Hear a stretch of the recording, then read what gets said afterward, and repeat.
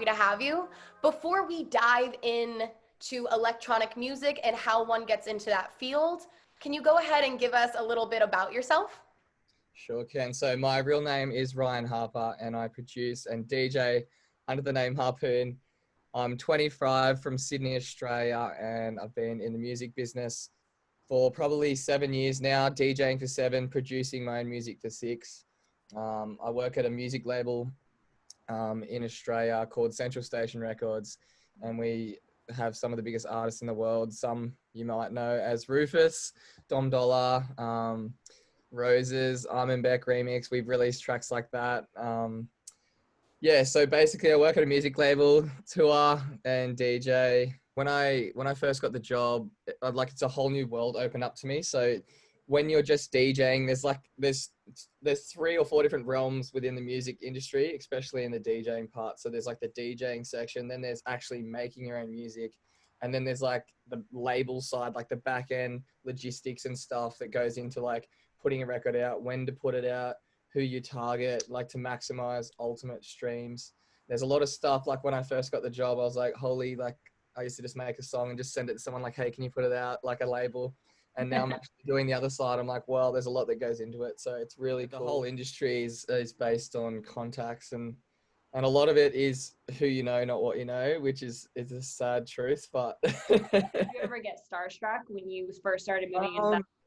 Yeah, I used to like fanboy a lot. Like I used to follow, there was a guy called Will Sparks when I first started. I don't know if you've heard of him. He makes like, it's called Melbourne Bounce. So it's a bit more electro.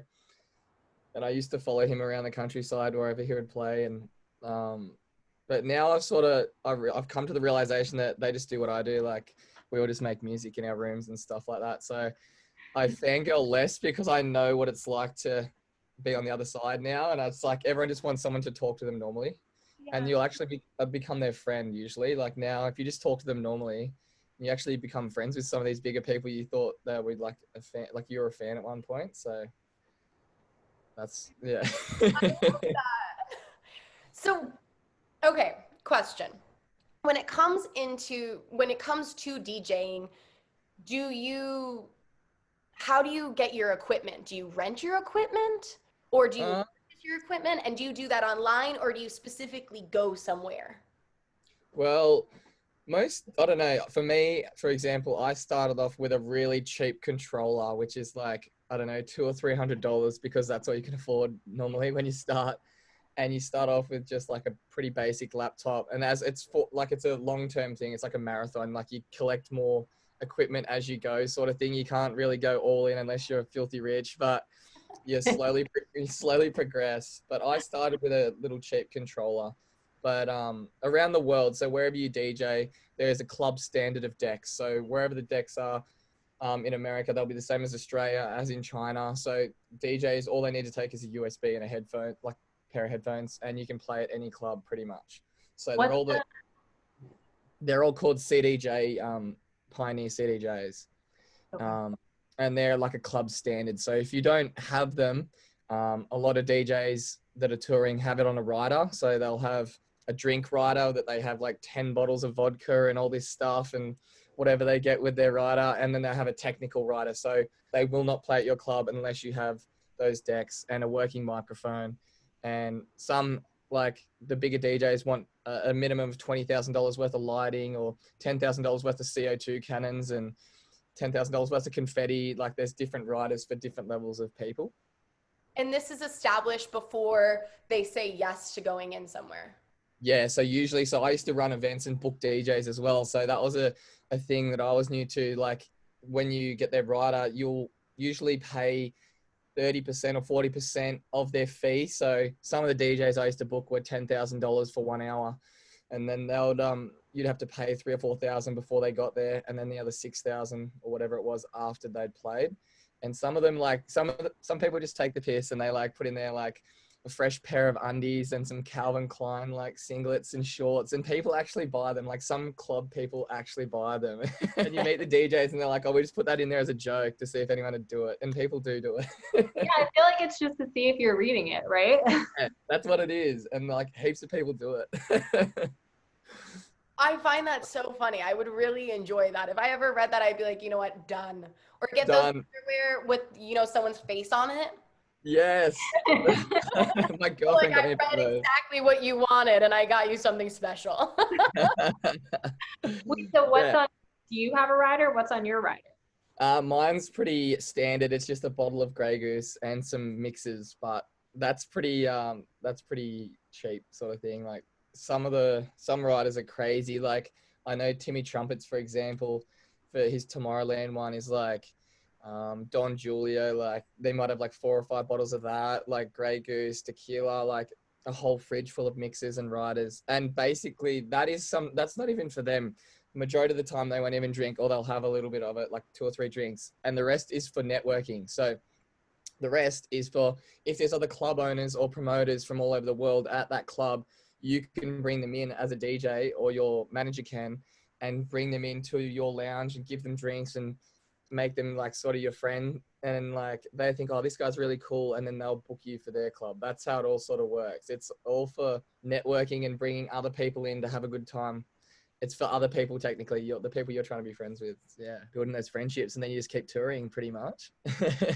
And that's something that we've been consistently talking about on UpSwing is the importance of networking. So right now that we're in kind of a different situation in terms of how you network, how would you recommend that someone starts making contacts in this world today? Networking's the hardest part of the job, and that's why only the select few make it. I feel like a lot of it comes down to being able to hold a conversation, going to clubs, knowing who the promoters and managers are when you're backstage. This is when clubs are open, of course, and going up to them, like starting those conversations. But on times like this, yeah, you've got to sort of write it out. Like you can message them on Facebook and stuff, but it's never as good as meeting in real life, because they get hit up by like hundreds of people a day, all asking for the same thing. So Slide into DMs. slide into those DMs. Always a better connection if you get to be together. You get to feel each other's energy. You're like, wow, I really like them. There's something about that human I really enjoy. And then Santa, yeah. we're building that rapport. Exactly. Back to the deck thing, or the DJ decks. But yeah, so basically, if people wanted to get some decks, you could hire them, but I'd suggest just buying them, practicing at home. That'd be the cheapest alternative if people wanted to get into Do they go online to find those things, or would they physically go in a store and look? Online. I think online. You can go in store, but you can do everything online now anyway. So I would just get a cheap controller, if anyone needs specifics, maybe like an XDJ RX is like a controller which is probably mid-range, which is around $1,700 to $2,000. Ooh. But that's like a mid-range one. But the actual decks that you play in a club, they have a mixer and then 2 decks that are all separate to each other, and they're probably $2,500 each. So that might be $7,000 for the whole thing. That's why people don't have them, obviously. I don't even have DJ decks anymore. I don't have a controller at all. Like I just like have my music on my USB. And it's sort of like riding a bicycle. Like once you know what to do, like you know how to do it forever. I don't need to practice at home anymore. Like I'll just go to the club and play the songs. Yeah, So you're like, I'm gonna feel it out when I get there. yeah, so I don't even have decks anymore. But So if I'm just like sitting at home, I have my decks now. Yeah. Can I take a class?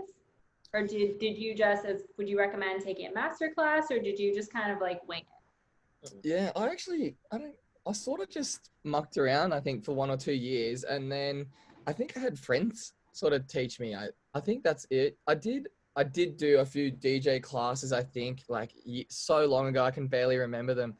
But I think it was a lot of friends that taught me. But basically, you could teach someone in like a day. I reckon I could teach you both in like a day and you'd be sweet. Like DJing's really easy. So when it comes to mixing, as somebody who truly knows nothing when it comes to mixing, Yeah. what exactly is mixing? Are you creating your own music that then you mix, or are you using other artists' music and then mixing that? It's a combination of both usually, because majority of artists don't have enough of their own music unless they're the really big artists that have lots of their own music. Myself, for example, I could probably play half a set of my own music, and then you fill it with other popular songs that are big at the moment, like your Chris Lakes, your Fisher, whatever, that sort of vibe. And how long is a set usually? That all depends for what genre. Usually it's 1 hour, but then some of the tech house DJs, because their songs are so long, they're like 6-minute or 7-minute songs. Sometimes they only might get to play 6 songs. So they extend those sets out to 2 or 3 hours. Sometimes DJs can do like 5 or 10 hour sets if they want to do yeah. But majority of the time, it's like if you're getting booked for a headline show, it's 1 hour, 1.5 hours long max, because they're so high intensity that the crowd can't keep up for any longer than an hour and a half of that crazy energy. And if you're using somebody else's music, is there an unwritten rule that you don't have to get permission, just respect the other artist, or do you actually have to get permission to use their music? No, that's the whole thing. So when people sign contracts and sell, that's what you are doing. You're selling your music to websites or distributors, what we call them, which is like Beatport or Tracksource or any other digital service provider. So anyone can use any music in a live set. That's no copyright issues. So a lot of DJs just play other people's music. They don't even have a song of their own. As somebody who doesn't, I'm learning DJing right now, and Alex Really? Alex is, in the world of DJing too, which I think is very exciting. But in my mind, I grew up knowing you can't use music that somebody else is more than 30 seconds. So that's why when it came to mixing, I didn't know. Mixing really quick. Is it only 30 seconds at a time, or else I'm going to get in trouble? Like I'm doing a PowerPoint? I feel like that's for like Facebook and Instagram. I feel like they'll take it down. There is copyright on Facebook if you upload mixes. Sometimes it'll get pulled down from SoundCloud or stuff like that, but DJing that live is totally fine. But there is a lot of forms of DJing. I'm just the new sort of basic type of DJing on the jog wheels, like the CDJs. There is like vinyl DJing, which is like the original proper DJing, which is, I have no idea. Like it's sort of on its way out. There's only it's like a niche. It's sort of like the indie thing to do, like DJ on vinyl, or it's like a lot of older people that are like in their 50s that's how they started. But the newer wave of DJing is just all take a USB, you put all your tracks onto a software called Record Box, and then analyzes them all, and you set your cue points and your intros and outros where you want to start stuff, and you load it all onto a USB, take it to the club. And basically DJing is really simple, especially the genre I do. So house is like 120, 124 BPM sort of thing. So it's just basically all you're doing is keeping the continuous mix going. For people who don't know, basically that's all you're doing. You're pressing a play button on another track, and basically what the two wheels are, you're lining up. So you're trying to line the beats up so every kick's hitting on the same spot. Otherwise it'll hear like good-dum, good-dum, good-dum, and that's out. So you'll spin the wheel one way to get to line them back up, and that's what you're listening to in the headphones. So when DJ, they're like this, the DJ's listening to the next song while the crowd's listening to the song that's playing now, and your objective is to get all the beats together and then bring the volume up so everyone out loud can hear it as well. And that's all you're doing pretty much all night, just swapping sides, just making sure the music's in time pretty much. Picking the right songs, of course. Could you explain a little bit more? You touched on beats per minute, and when you mentioned like 120 BPM, could you just explain a little bit more about beats per minute and beat matching? Okay, yeah. So the BPM is how many beats per minute. Obviously, yeah. So it's how many beats. So every time the kick hits, how many beats there is. So in my genre, it's 120 to 124. That's just the rhythm of how fast the music is, and there's different rhythms. So a lot of hip hop is usually anywhere from like hip hop like changes actually. Is usually like 90 to 100, or it can be 75 or 150. Like okay, so if you have a 75 BPM track, you can mix it with 150 because it's double it. Basically, you can mix two tracks that are the same BPM. They have to be the same BPM. So if you have a track that's 124 and 123, the tracks are running at different speeds, so they'll go out of time. So you have to set the BPMs to the right tempo, and then you spin the wheel to get it in time. And once it's in time, it'll never come out of time. How would one know what number they want? And is there, like how Alex talked about before and asked about a DJ class or some sort? Mm-hmm. If I was to take some kind of seminar or class, would they explain all of that more technically to me? Yeah, 100%. If you went to a proper, I know a lot of people that do private lessons from their house and stuff like that. They might charge you like $100, but they'll be like in-depth hour lessons, and they'll have DJ decks there and teach you and like help you actually do it yourself. So that's, yeah, instead of like being quickly explained. But definitely just go on YouTube and just look up how to like DJing for beginners. I'm sure you'd just skim through a few videos. It's all basically just getting two songs in time together. But when you get into like further down the line, so basically how a lot of people mix is there's a few different ways. There's intro outro mixing, which means you have an intro of one song is usually 30 seconds long, which is just a kick and a clap and a really little bit of the song, like just stabbing in sort of thing. The main part of the song, they might just use one chord and they'll just keep looping that with a kick and a clap for 30 seconds. So that's what the DJs use as an intro to mix to another song's outro. So after one song's finished, it has like a 30-second to 45-second outro. And then you've got the same time on an intro. So when that song's just about to finish, you'll hit play on the other song. So you've got an intro and an outro playing together, and then the new song will start. Or there's something that I usually do is called drop mixing, when you're doing like the energetic club sets. So most drops on a song go for 30 seconds as well. So if I know like a drop's coming, I'll hit play on the new song as the drop hits. So I hit play and I start dancing for 30 seconds, like looking at everyone, love you, whatever, all that stuff. And then by the time 30 seconds has passed, the new song is about to go into its intro. So the new song you're mixing in, all you have to do is like swap them. So the drop will finish and the new song will just go straight into where the music starts in the other one.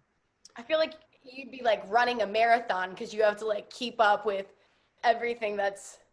Yeah, it's a lot of maths actually. People don't understand. Like it's all about like timing, because in the music, every 8 bars in a track, something changes. So every 15 seconds, something gets added or taken away in dance music, and you'll listen to it from now on. You'll hear it like, listen to any track, every 15 seconds, something will change. So it might be like a little hi-hat will come in or a hi-hat will go away, an extra clap will come in, an instrument will go in or out. So yeah.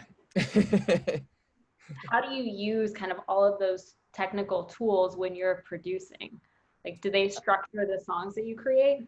100%. So usually when I'm actually making my own music, I usually start with the drop or the chorus in my terms, because the drop and a chorus are the same.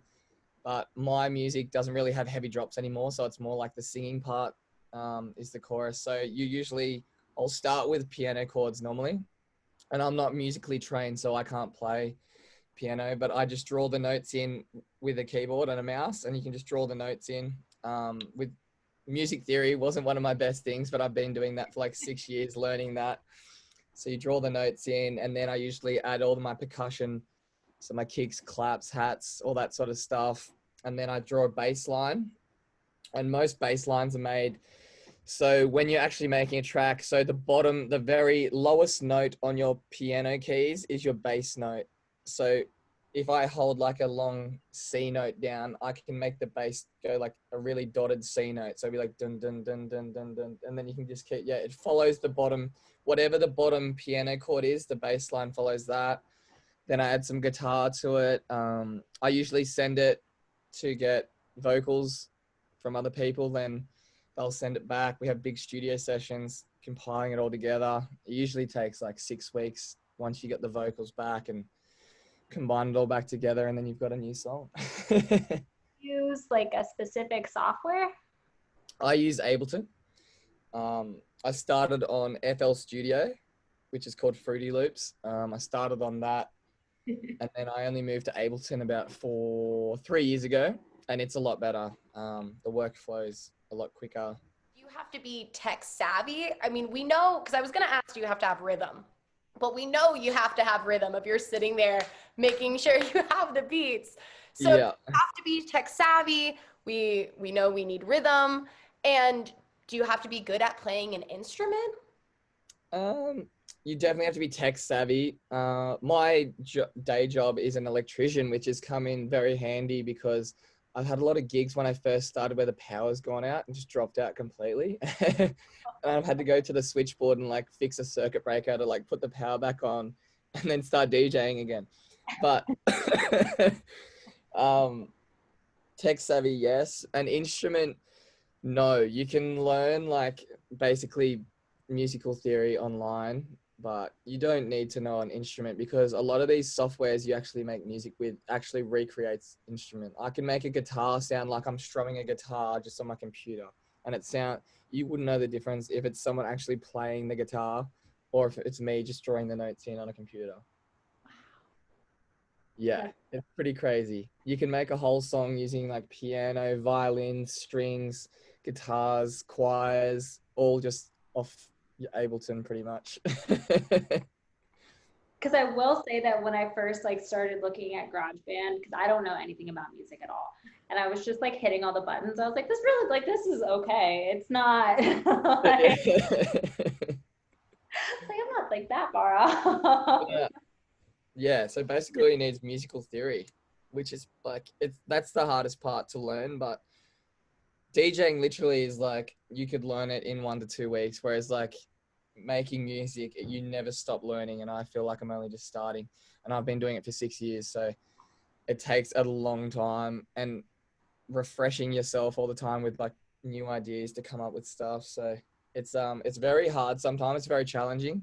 So people think it's pretty easy to make. Like I guess it is for some people if you're really musically talented to just grab an instrument and just make a hook straight away, but it is pretty hard for me. I find like a lot of it's mucking around for ages. Like I don't know what I want to make. Some people might hear a like da da da da and just go in and start playing it. I can't do that. I'll just start drawing stuff in and I'm like, oh, that sounds cool. Oh, that sounds cool. And like just start piecing it together. But I actually don't know what I'm going to make before I start. What does your creative process look like then? Do you just kind of sit down one day and say like, I want to make a song and then start drawing? Or like, At the moment, it used to be like that. Now it's like, it's a job. So I've got a record label signed. So it's like, you need to make a song. So you're making songs all the time. And the label you might have 10 songs and the label like, yeah, there's 2 of them are good. The rest are shit. Like throw the rest out or like just leave them and stuff like that. But the creative process is usually finding a reference track. So grabbing someone else's track, dragging it into the template to see their layout, because a lot of times laying a track out is really hard as well, like where to start the chorus, how long the chorus is for, when's verse 1 come in or verse 2. So sometimes, and it's just copying instruments when they come in. So it's like one of my next ones, for example, I'm trying to make a more radio track rather than a club track. So I'm referencing Duke Dumont's Ocean Drive. So I've just dragged it in, and then you'll just listen to like what instruments he's got in at what time. So for the intro, he only has a snare, a kick, and like a really big bass line. And then like 30 seconds in, he adds some hi-hats and some chords, and then the vocals come in at 45 seconds. So you'll just copy the layout sort of thing, but it'll be your own sounds, own percussion, new melodies. Like you won't, it's like nothing's the same, but the timing of when instruments come in and leave pretty much. That's a guideline to help. And then you can change it around if you want, but that's sometimes, it's called writer's block is what we call it. Like when you can't come up with an idea and you're like, oh, I need to steal some ideas and grab them from everywhere else and piece together your own. Do you have a stockpile of music that doesn't get released ever? Yeah. And yeah, there's a lot of music that never gets released. And there's another thing you would probably not have heard of. So in the industry, it's called ghost producing, which is other producers make other people's songs for them. So for example, I could make you a song and you could put your name on it and put it out, which is pretty much, I'd say half the industry. And even some of the biggest names in the world that you would know don't make their own music. They just get it made for them and put their name on it and release it. and they're consistently touring the world. And that's a big industry as well, because a lot of music producers are predominantly nerdy people because they never leave their room. And it's a bit of a weird thing, like how we touched on before with the networking. So a lot of the DJs, producers that are so talented, they have no networking skills because they are solely by themselves and they can't network. So it's like a bit of a catch-22 thing. So they make the best music, but they just can't, no one hears it because they have no friends or fans or anything like that. So they'll sell it to people with a bigger audience and they'll tour with it. And there's a lot of back end deals. Like I see a lot of it because I work doing contracts now. So you might see a contract come in and it'll say like, Izzy, this is Izzy's new song. And then it'll be like, on the back end of the contract, it'll be like, Alex made it and she gets 80% of the money and you get 20%, but everyone just thinks it's your song. But Alex has actually made the whole thing and she's keeping all the money. We kind of touched on a few different aspects of the industry and a few different aspects of DJing. What are some other things that kind of happen in the back office part, like getting an agent, getting a manager, working with your label, that we might not be immediately familiar with? Yeah, there's all those things. So everyone's wanting to take a piece of the pie pretty much when you start rolling. So you've got to be pretty smart with like not getting screwed over, I guess, like making sure you're looking over all these contracts. Even for me, for example, the other day I was just thinking, like when I first started, I was just like so happy to put a song out. I didn't care what label. I was just like, oh, a label wants to sign my music. That's awesome. So I just signed whatever. I didn't even read the contract. I was just like, whatever, as long as it comes out. Oh. And then you end up like signing stuff because you're so excited to just put your song out so everyone can hear it. And then, yeah, so now I've really learned to like look over the deals. Like, what am I signing? Like, have I signed my life away? But for me, I've never had a manager. I just do it all myself. I feel like I can do their job better than them anyway, unless you get someone that's really good and well connected. Like there's a lot of people that want to manage you, but they have no contacts. So I'm like, I can do the job you're going to do. Booking agents is what you need technically, because they're the ones that get you gigs. Whereas a manager would just be like, oh, you need to be here and here on this time. But it's like, if you can't figure that out by yourself, like far out. Yeah, talking to labels is another big one. Getting your music signed to the big labels, and there's a lot of behind the scenes stuff with Spotify, Apple pitching. So that's a whole new realm as well, which is like when you put a song out, even people we sign, for example, or myself or other people, you sign a song. It's the label's job to do like a lot of pitching and radio, like they send it to radio, they send it to curators and stuff like that, like playlist curators. But a lot of it comes down to yourself. And a lot of people just find that, okay, the song's signed now, like they'll do everything. And it's like, that's not the case. And majority of the time, every time I put a song out, for the first 2 weeks, I'm doing everything. I'm like on the computer nonstop for like 6 hours a day, like promoting it. So what I usually do is I've collected a lot of Spotify curators. So there's playlists, and sometimes big ones with like 300,000 followers. They'll have their email address in their bio, so you can hit them up. And I actually got my email banned the other day because I hit so many people up in one day. I hit like 900 emails up in one day, and my email got blocked. So, but then it gets into more Spotify playlists, gets more plays.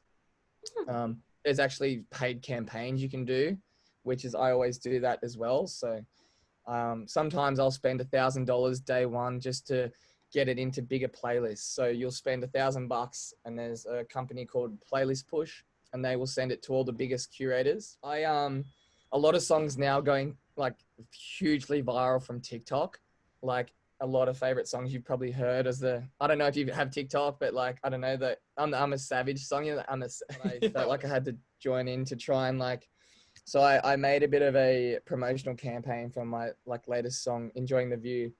And I wanted to see if we could get it big on TikTok. And so basically I gave my sister my password to my Instagram and Facebook, and I was paying her like $100 a week. I'm like, message as many influencers as you can and just send them my song and just say, hey, would you be cool to do a dance to this song? Would you suggest when someone's in producing, and producing their own music, would you suggest them to get a TikTok and to take that approach? Yeah, well, when a song gets signed nowadays, or if you send it out yourself via a distributor, you can do that. You can actually make a short edit of the song, and you can pick which 15 seconds or however long the edit is, that what sound goes on TikTok. So that sound will go on TikTok for people to dance to. So it's obviously you pick the catchiest part of your song where you think anyone could do a dance to it, and you'll upload it.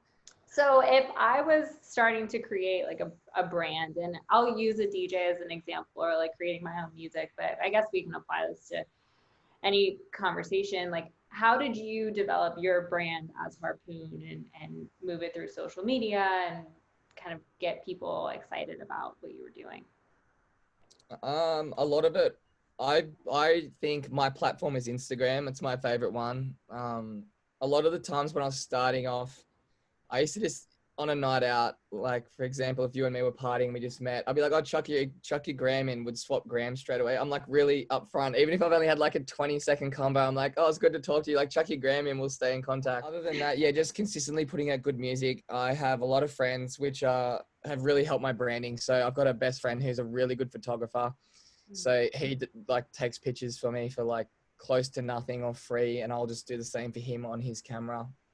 I've got a really good videographer who makes some of the best edits I've ever seen. So he does really cool after movies, and a lot of it is pictures, and a lot of it's making yourself look bigger than what you are. So if a DJ gig looks really shitty and there's not many people, it's like all about getting the angles to make it look packed, or there's a lot of like cool little edit tricks to make it look bigger than. Well, the world of entertainment, it's being really, really good at what you're doing and then convincing everybody else that you're really, really good at what you're doing.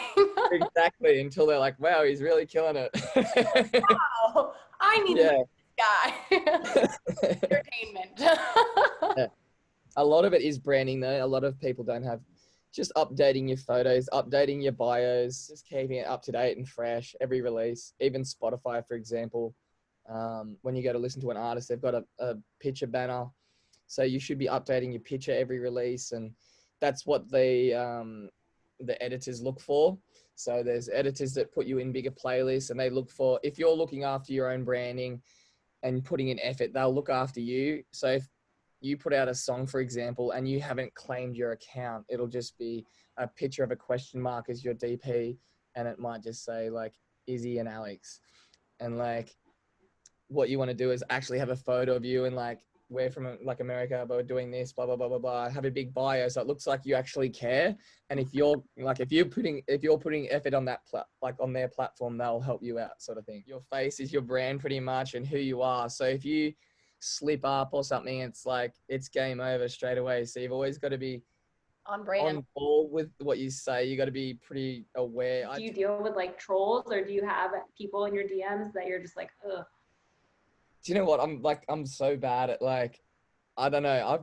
I was doing some like self-analysis, like instead of going to like a psychiatrist or something like that. Sometimes I'll just go to the beach and just like analyze myself. And I'm like, I figured out that I like to be liked. Like I like to be liked by people.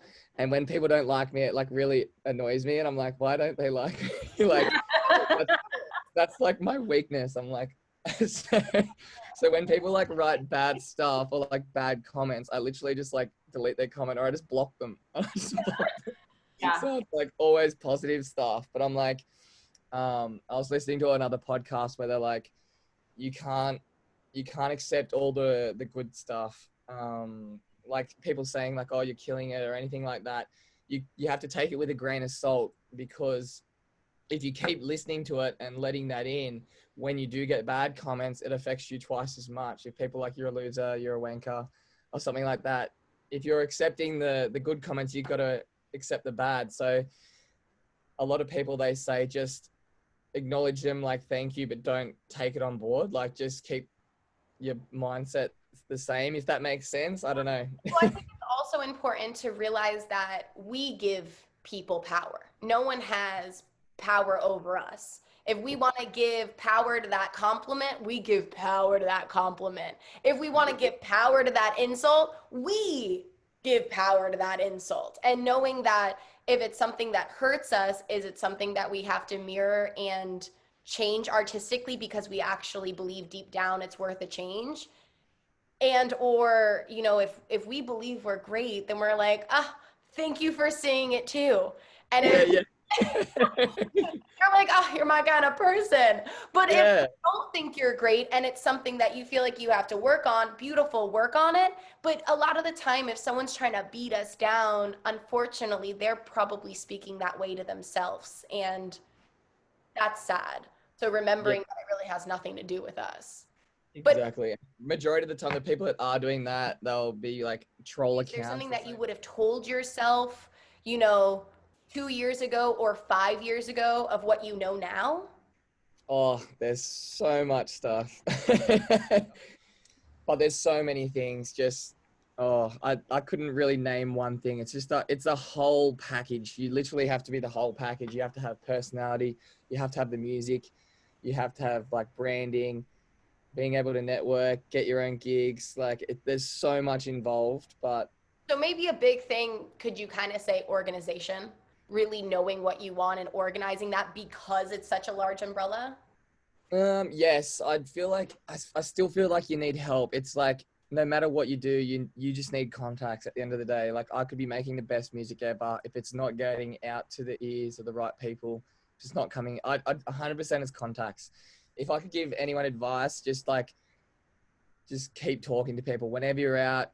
Keep talking. Make sure you're building those friendships because literally that's the only way you get gigs. The only way you get your music out. Would you say that Network. that would be your advice for beginning DJs and seasoned DJs?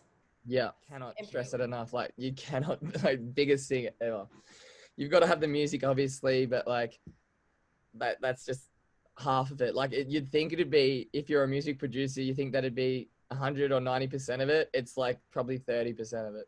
It's like having the music's like cool, Mhm. having the network and the brands like the other 70%. You need that. You need both hand in hand. Yeah, And it goes hand in hand. that's why it's so important that your brand is like your voice and it's something that you're really comfortable and you believe in. So at the same time, I feel like it would just take time and experience to feel that comfortable and that confident in like what you're producing and what you're putting out there and what you're saying as a company. Yeah, it's constantly evolving and changing over time. So if I look back at the stuff I was putting out when I started, I'd probably cringe at it now and just be like, what was I doing? But it's about evolving and keeping up to like up to the date. Even musical taste, like music will change, like genres, what gets popular and comes and goes. It's like important to not ride what's popular, just stick to what like I'm making sort of like islandy pop house music, I guess. It's like a combination of three different genres together. Whereas like, I don't know, the main thing at the moment's tech house. Like Fisher blew right up and everyone started doing the tech house bandwagon.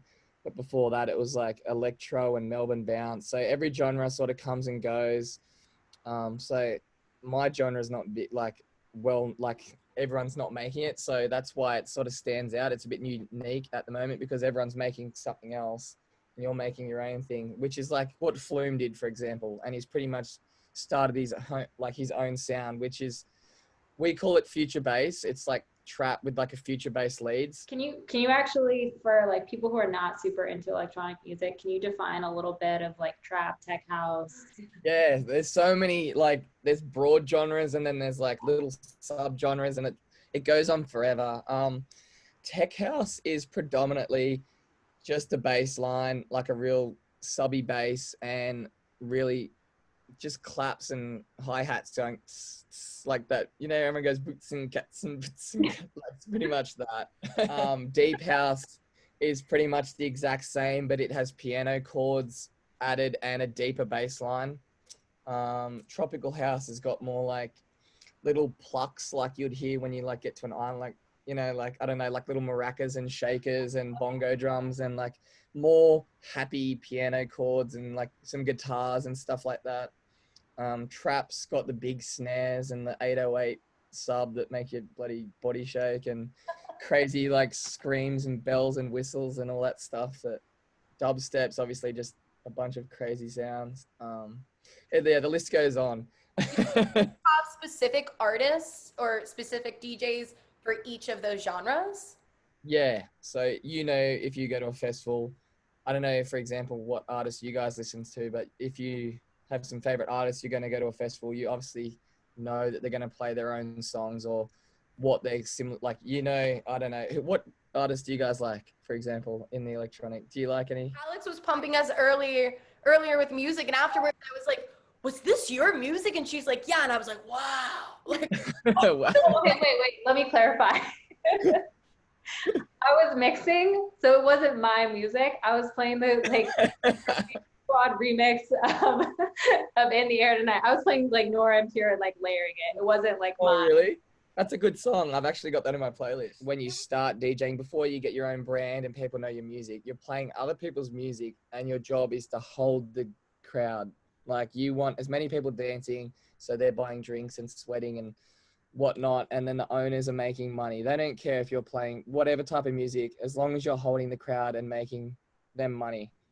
So the room, you're getting what you need, and you're setting the ambiance. You're keeping everything lively, happy, going, alive. precisely. Like, how do you feel that vibe, and like, how do you identify kind of before you walk in? Like, okay, like, do you think about it? Like, I'm gonna play tech house tonight. I'm gonna play deep house tonight. I'm gonna play whatever. Or do you just kind of show up, feel the vibe, and you're like, oh, okay? Yeah, it all changes every venue. Some venues predominantly have a genre set, so you have to play a certain genre. If it's that, especially if it's a certain event, and it might be an all house or tech house event, so you've got to play that genre all night. Whereas if you're playing open format clubs where you can play any genre, you'll often look at like what the DJ's playing before you. If you're on after them, you can look at them and see what reaction they're getting to what songs. So if everyone's really vibing to hip hop, like, you'll obviously keep playing hip hop. Or you can never really go in, like, you can have a rough idea of what you want to play, but majority of the time you probably get to play 3 of those tracks that you wanted to play out of 20. That's why I like the stages, like the gigs. Like, we have a club like Ministry of Sound in Sydney. The bigger clubs like that, because there's a huge stage and you're like 10 meters away from everyone up and like looking down on everyone, so no one can annoy you and harass you. Whereas if you're playing like smaller clubs, people can climb up on the booth and like girls will like play like my song, like, you're a shit DJ, like, like just abuse you and stuff. Do you get a lot of requests? Do people request a lot? Yes, so many. It's so annoying. I'm not requester. I'm the one like, Good. Do you do that? Big butts. I can rap that whole song. I get really excited. Really? Oh my God, it was my skill growing up. Every family event, I'd be like, I like big butts, put my music on. What are like 5 key ideas that you want our listeners to walk away from this hour with? Ooh, that's a very tricky one. I guess put yourself out there. Definitely, like what we touched on, networking. Build your brand. Try and make yourself look as professional as possible. Start learning music theory and music production, because you won't get big without it. You can DJ, but you'll hit a certain point in your career and no one will care. Like, you've got to have your own music so that you stand out from the crowd. So definitely start making music. Just overlook contracts and don't try not to get screwed over, and always be looking for new ways to grow. You want to hear more Harpoon? Check out his podcast, Disco Lips. And then what's your Instagram handle if people want to find you? Harpoon_official _ because there's an unofficial Harpoon getting around, so I had to make the official one.